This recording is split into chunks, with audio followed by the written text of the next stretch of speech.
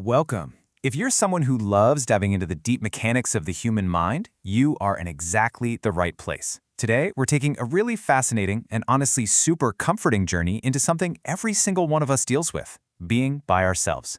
In this explainer, we're going to completely reframe how you look at solitude, strip away all that negative stigma, and really uncover the hidden power of just being alone. I want to anchor our whole discussion today on this absolutely brilliant quote from the philosopher Jean-Paul Sartre. He said, "If you are lonely when you are alone, you are in bad company." Think about that for a second. Basically, what he's saying is that if being by ourselves feels like pure torture, well, we're just tuned to the wrong frequency. We're treating our own presence like an unwanted guest rather than, a sanctuary. Okay, let's jump right into section 1, the fact of being alone versus the feeling of loneliness. So, to really get what Sartre meant, we have to shift our perspective. The theologian Paul Tillich has this amazing framework that draws a massive line in the sand between two concepts. On one side, we have being alone, or experiencing solitude. This is just an objective fact of life. It's an unavoidable reality that can actually be incredibly positive. But on the other side, we have lonely. And loneliness is that agonizing, heavy feeling we attach to being alone. Basically, being alone is just a state of being, but being lonely, well, that's a state of torture. And this builds perfectly on a pretty heavy truth from the spiritual philosopher Osho. Listen to this. We are born alone and will die alone. In between, we create illusions of togetherness to avoid this fact. Wow. I know, it sounds a little dark at first, right? But actually, there's immense freedom hidden in there. All our human relationships, even the most beautiful ones, are technically temporary. Solitude is the only truly permanent, fundamental reality of your existence. And once you really accept that, being alone stops feeling like you failed at something and starts becoming just life. Which brings us to section 2, getting to know the introverted soul. Now, even though we all have to face being alone, some people literally crave it. They don't run from solitude. They actively hunt it down. Let's look at a few types of introverts, starting with the social introvert. Now, this isn't someone who hates people, not at all. This is that friend who is wild, loud, and the life to the party when they're hanging out with their tiny, trusted group. But drop them into a room full of strangers, they go totally mute. Their social battery is completely, 100% context-dependent. Then we have the thinking introvert. Picture this, you're in a super crowded, noisy cafe.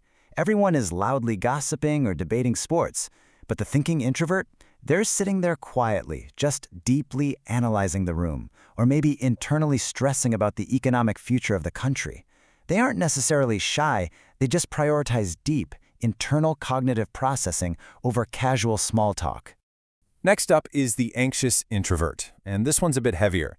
This type is pretty much constantly worried about saying the wrong thing. While they're talking to someone, and especially right after, they are just overthinking every single detail. They'll completely exhaust themselves wondering, oh man, did I offend them? Was I acting weird just now? For them, solitude isn't just nice, it's an absolute necessity. They need it just to escape those exhausting mental gymnastics. And finally, the restrained introvert. These folks basically operate on a delay. On day one of a new job or a retreat, they are locked up tight like a vault. You might genuinely think they don't have a personality at all.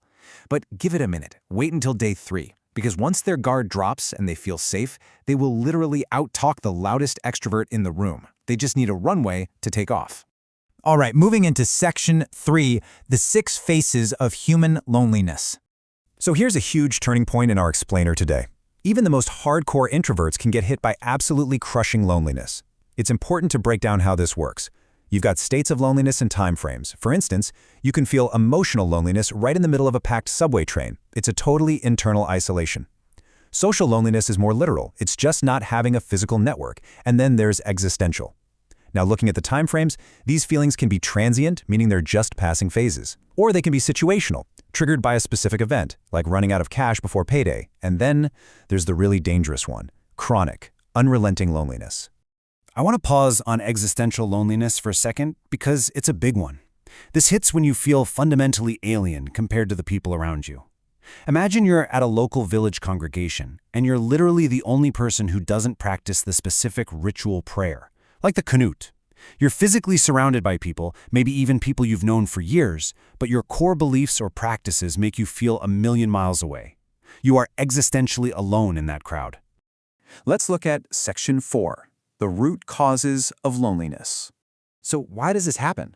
Why does this awful feeling take root in the first place? Well, the legendary psychologist Carl Jung hit the nail right on the head.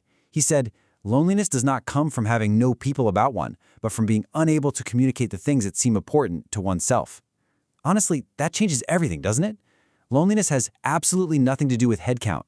It's actually a frustrated desire to be truly understood by others. Building right on Jung's idea, the author Jodi Picoult theorizes that loners almost never start out hating crowds. A lot of times, they start out trying incredibly hard to blend in. They put themselves out there hoping to be seen and understood. But they end up retreating because the world just keeps disappointing them, constantly ignoring their attempts to connect or just talking right over them. Khalil Gibran perfectly captured that kind of heartbreak. He wrote, "My loneliness was born when men praised my talkative faults and blamed my silent virtues." Think about how this plays out today, like in a group chat. Someone copy-pastes the generic thoughts and prayers message in 2 seconds, and everybody praises them for being so present and caring. Meanwhile, the person who stays quiet in the chat but actually spends genuine, silent time praying for the family, they get judged for being absent. The world rewards the superficial and ignores the profound, and honestly, that breeds some intense loneliness. Which leads us to Section 5, the hidden dangers of chronic loneliness. Okay, things are about to get real here, because we need to talk about what happens when this cycle of disappointment isn't broken. It triggers this tragic, cascading psychological pipeline. It starts at step 1. You feel completely misunderstood by your peers. Because of that, you move right into step 2, relentlessly blaming yourself. You start thinking, I'm broken, I'm just too weird. That feeds directly into step 3, a total, absolute collapse of your self-esteem. And here is where it gets genuinely dangerous. Step 4. That psychological collapse creates massive physical stress. It causes your cortisol levels to absolutely skyrocket, which can literally lead to your immune system failing. Listen, if you take nothing else away from this explainer today, please remember this one shocking data point. Medical research has shown that the mortality risk of severe chronic loneliness is medically equivalent to smoking an entire pack of cigarettes a day. Let that sink in. Statistically, it is actually worse for your physical health than being obese or never exercising. Loneliness doesn't just make you sad, it literally attacks your biology. Let's turn things around for Section 6, the art of celebrating solitude. Look, we're absolutely not going to end on that dark note, because the philosophical cure for this whole loneliness epidemic is entirely in our hands.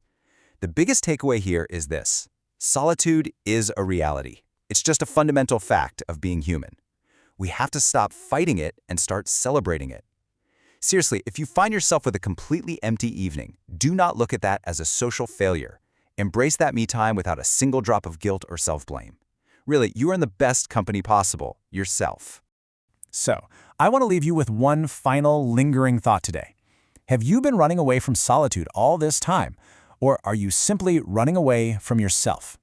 The next time you feel that sudden panic of being alone, pause and ask yourself, do you actually need a crowd right now? Or are you just terrified of sitting in silence and facing your own soul? Think about that for a bit. Thank you so much for hanging out with us today. Keep exploring, and I'll see you in the next explainer.